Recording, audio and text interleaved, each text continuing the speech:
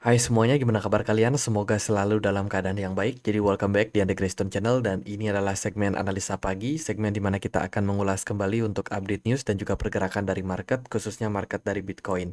Teman-teman, hari ini kita berada di tanggal 30 Mei 2025. Kondisi dari pasar overall anomali dari Bitcoin hari ini diperdagangkan di kisaran level 106.180 dolar. Ya, pergerakan dari Bitcoin tidak berkorelasi dengan emas ataupun tidak berkorelasi dengan S&P 500. Di perdagangan kemarin, harga gold menguat 0,88%, sementara S&P 500 kemarin naik 0,4%. Indeks dolar turun 0,5% dan Bitcoin justru malah ikutan turun ke 106 ribuan. Jadi bisa dibilang dari pergerakan kemarin ini cukup, ya bisa dibilang out of the box lah secara movement ya. Total tree di mana kita bisa mengukur kemungkinan potensi terjadinya alt season. Kemarin turun lagi secara market cap.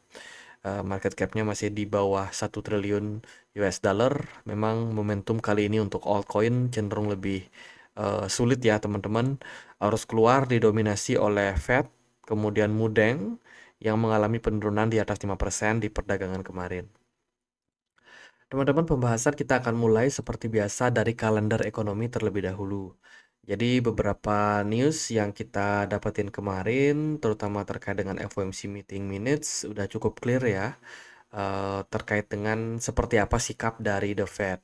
Kemudian kemarin juga ada data tambahan, yaitu data GDP dari Amerika Serikat, di mana hasil menunjukkan GDP Price Index itu mengalami lonjakan dari 2,3% menjadi 3,7%. Kemudian GDP sales-nya turun ya teman-teman. Selain itu juga ada data initial jobless claim dari Amerika Serikat. Tren menunjukkan klaim pengangguran masih stabil saja. Ini cenderung di atas dari ekspektasi. Jadi sangat wajar kalau pergerakan dari harga dolar kemarin turun ya. Indeks dolar turun. Kemudian ada data juga real consumer spending. Ini udah turun lumayan teman-teman dari 4% menjadi 1,2%. Menunjukkan memang daya beli masyarakat Amerika Serikat cenderung melemah di kondisi sekarang. Kemarin juga ada data crude oil inventory. Untuk perdagangan hari ini kita akan dapat beberapa member FOMC yang akan speech. Salah satunya adalah Dali ya akan speech. Kemudian juga hari ini akan ada rilis data terkait dengan PCE inflation dari Amerika Serikat yang mana datanya akan dirilis jam setengah 8 malam nanti. Jadi waspada dengan volatilitas. Sementara ini untuk forecast bulan April PCE core ya itu diekspektasikan akan turun dari 2,6 menjadi 2,5 dan juga untuk data PCE price index year on year itu diprediksi turun juga dari 2,3 menjadi 2,2. Oke, ini mungkin datanya cukup mirip dengan data CPI and PPI inflation yang sebelumnya sudah rilis di beberapa hari terakhir, teman-teman. Jadi bisa dibilang ya harapannya untuk data bulan April ini inflasi turun. Itu ya.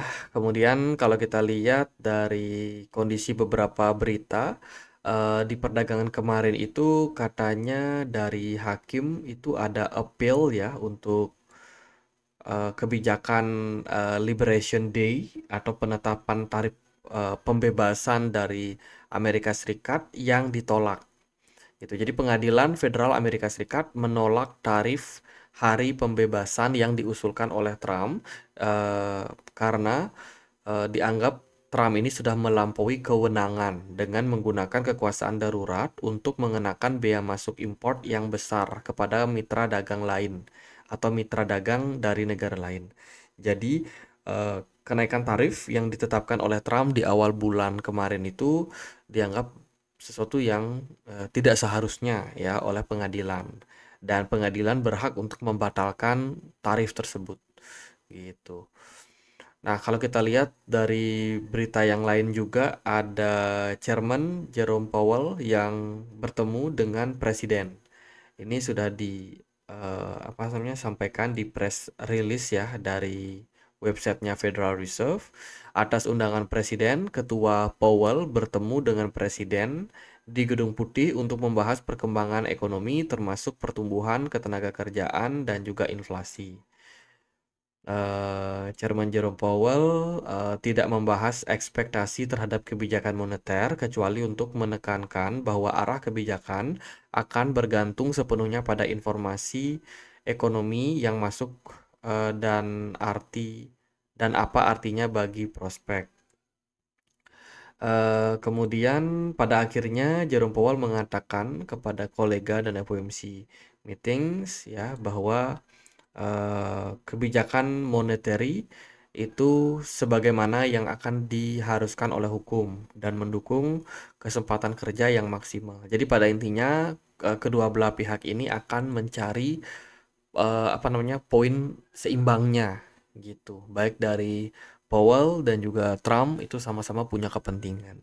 Sebenarnya sih cukup simpel ya isi dari pertemuan kedua belah pihak ini, tapi tampaknya media lumayan menggoreng ya. Kayak Reuters kemarin bikin berita, Trump panggil Powell, katakan padanya dia buat kesalahan soal suku bunga. Jadi ini ditulis oleh Reuters, di mana ya seperti yang kita tahu sikap dari Donald Trump itu pengen supaya inflasi ini tetap turun ya, tapi juga kayak menekankan gitu kepada Fed supaya bisa sesegera mungkin untuk memangkas suku bunga. Gitu. Jadi pada intinya Trump mencoba untuk intervensi. Tapi tetap aja Jerome Powell nggak mau diintervensi oleh fiskal ya, kebijakan moneter harus bisa independen lah, kurang lebih seperti itu. Jadi Chairman Jerome Powell ini berusaha untuk apa namanya meredam yang namanya apa yang dilakukan oleh Trump ya dengan tetap mengambil kebijakan-kebijakan yang dianggapnya masih sesuai dengan data gitu. Jadi itu kurang lebih sikap dari Powell dan juga Trump terkait dengan inflasi dan suku bunga. Kemudian dari berita yang lain, Elon Musk itu mengumumkan ya bahwa Elon Musk akan segera berhenti sebagai pegawai pemerintahan khusus atau Departemen Governance of Efficiency ya atau DOGE. Kemungkinan posisi dari Trump ini bakalan segera berakhir dalam jangka waktu dekat. Seperti itu dan mungkin masih Vivek Ramaswamy ya yang masih pegang kendali ke depannya untuk Departemen Efisiensi dari Amerika Serikat ini. Donald Trump kayaknya bukan Donald Trump tapi Elon Musk kayaknya udah mulai mau fokus ke bisnis lagi gitu. Jadi Elon Musk sudah mengumumkan bahwa dia akan segera pensiun dari pegawai pemerintahan tersebut.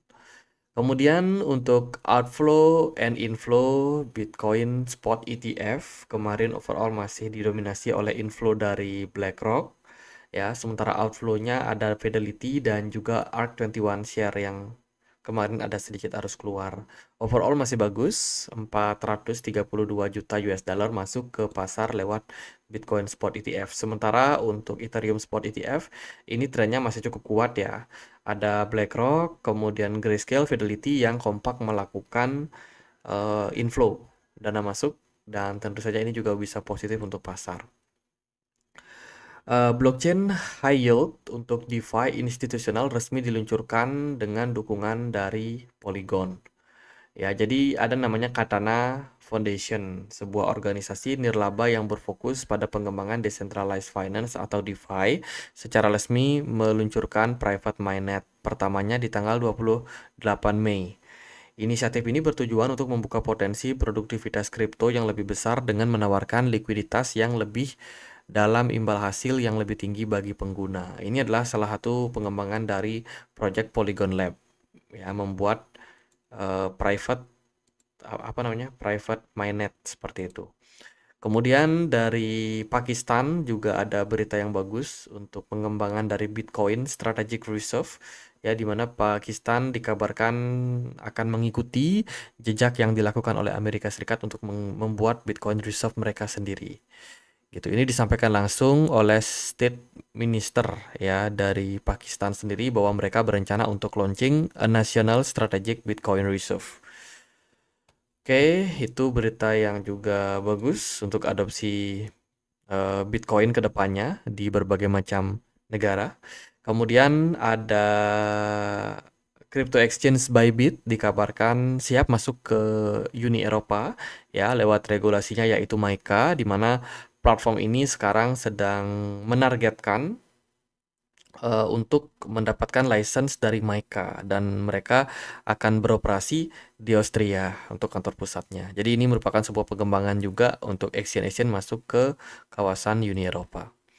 Terus dari berita yang lain ada Bank of Russia dikabarkan saat ini sedang mencoba untuk lebih besar lagi untuk membuka ruang ya terkait dengan regulasi mereka, terutama untuk investment di pasar kripto.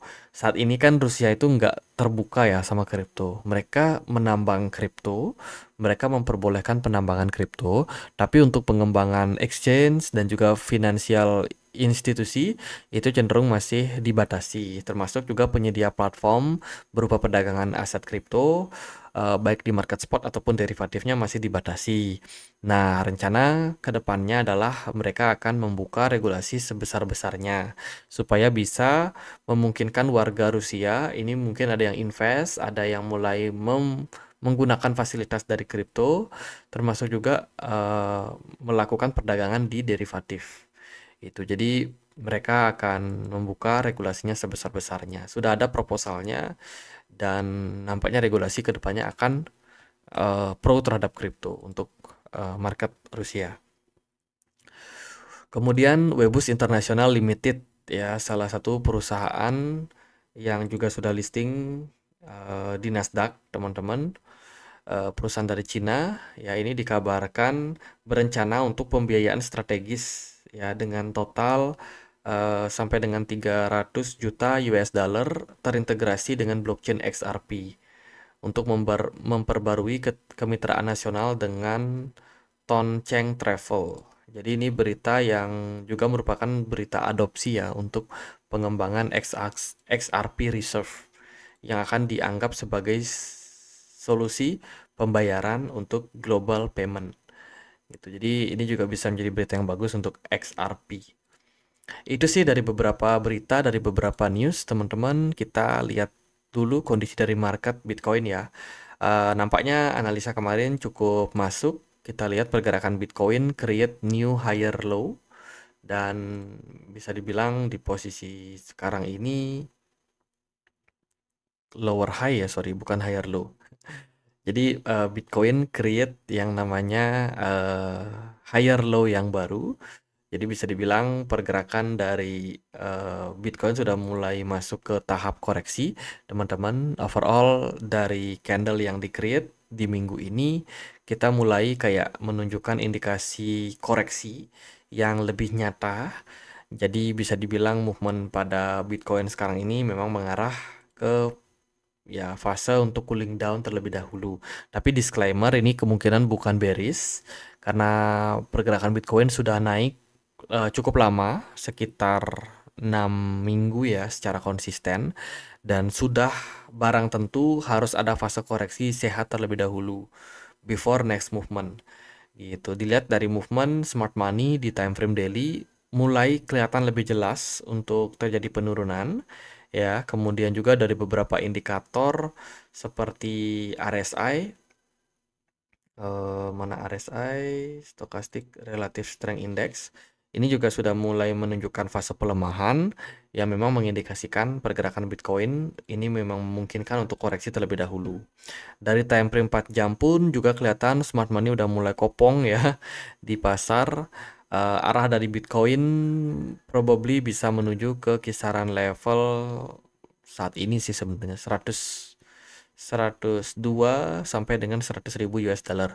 Level saat ini sih agak apa ya, agak ya bisa dibilang nggak terlalu clear juga Sebab Bitcoin ini sekarang tengah berada di area resistance yang cukup kuat gitu di antara range 108 ribuan sampai dengan 100 ribuan. Jadi bisa dibilang level-levelnya ini agak samar, tapi kalau aku perhatikan sih area support terdekatnya ada di 102, and then kalau dia seandainya turun lagi bisa ke 98 ribuan gitu. Jadi itu secara movement dari weekly time frame overall menunjukkan potensial yang juga untuk koreksi ya, teman-teman. Kemudian dari BTC dominance ini masih cukup kuat, ada peningkatan 0,04%. Altcoin jelas terimbas untuk koreksi terlebih dahulu. Nah, kalau untuk movement jangka pendeknya, pergerakan Bitcoin ini sebenarnya koreksi, tapi koreksi yang terjadi ini nggak sampai bikin dump yang signifikan sekali. Jadi bisa dibilang koreksinya ini sangat-sangat terjaga ya, sangat-sangat kayak dipertahankan gitu secara harga, dan di time frame kecil kelihatan pergerakan dari smart money nggak terlalu besar. Udah mulai ada selling pressure dari para seller, kelihatan dari volume perdagangan yang sudah mulai meningkat ketika pergerakan Bitcoin turun dari 108.000 sampai ke 106.000 kemarin. Gitu. Jadi ya menurut beberapa data yang kita temukan dan juga indikator, memang udah waktunya untuk market mengalami koreksi terlebih dahulu. Gitu. Higher low yang tercipta saat ini, kalau kita pakai Fibonacci retracement juga ya, kemarin itu adalah target support di kisaran 104.000 untuk jangka pendeknya. Gitu. Jadi bisa diperhatikan area tersebut siapa tahu bisa tercapai. Teman-teman, kita juga menjelang weekend nih. Jadi gimana kondisi dari trader-trader ya? Nampaknya hari ini akan menjadi hari penentu sekali untuk mereka mengambil profit atau mereka masih stay di market gitu, mengingat juga drama dari Trump dan juga Jerome Powell masih berlangsung, jadi market pasti akan sangat-sangat anomali. Market juga mewaspadai adanya kebijakan-kebijakan yang tiba-tiba seperti itu, jadi ya tentu saja mereka akan bermain cukup aman. Saya rasa sih gitu untuk movement dari Bitcoin secara jangka pendek masih akan berpotensi untuk koreksi. Teman-teman yang punya akun Telegram bisa join ya di komunitas Telegram kita, tempat aku untuk update berita-berita terbaru. Bagi teman-teman yang pengen untuk discuss juga terkait dengan market, boleh feel free untuk join. Gratis, nggak ada biaya. Jadi buat linknya aku sertakan di kolom deskripsi video ini. Itu aja sih. Semoga videonya bisa bermanfaat. Akhir kata saya Andre. Makasih.